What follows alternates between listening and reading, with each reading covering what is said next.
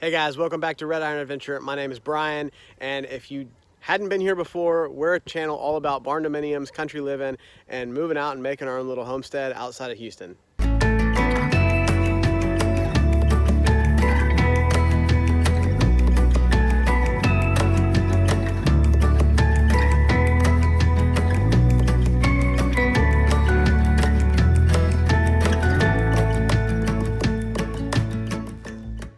All right, like I said, my name is Brian, and unfortunately, I've got some bad news. We have been in the process of trying to get a barndominium built, and yeah, I don't think it's going to happen, which is really actually very difficult for me to say. We have been in the process for about 2 to 3 months now of trying to get our financing lined up, and I'll just be honest, like everything on our end is good. Like there's no problems with our credit or anything like that. We've got money in the bank, and we can meet all the obligations that we need to. However, the dreaded appraisal has become an issue for this project.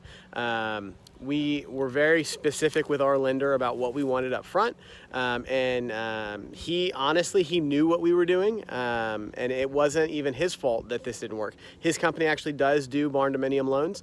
He knows what they are and has no problem with them as long as the appraisal comes in.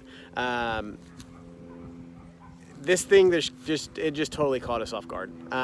There are other barndominiums in our community. There are local banks who do barndominium loans, albeit we didn't want to go that route. I work in real estate, and so I have a relationship with the lender that we're going to use, and so I wanted to give him a shot at it.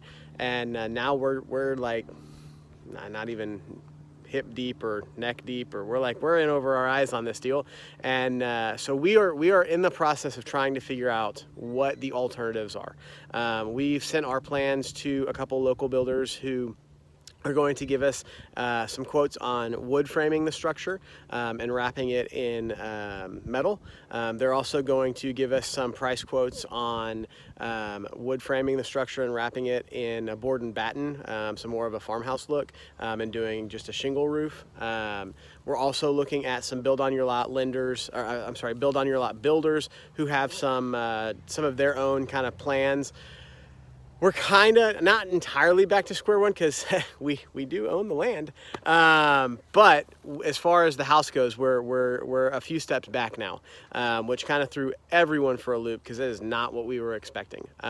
We were expecting to be well under construction at this point in the timeline. So, but hey, that's life, and as we always tell those around us that Martisecs do hard things. That's our last name. We are the Martisecs. We do hard things. So if it was going to be easy, we probably wouldn't have tried to do this. So if you would, just keep us in your prayers as we try and figure this thing out.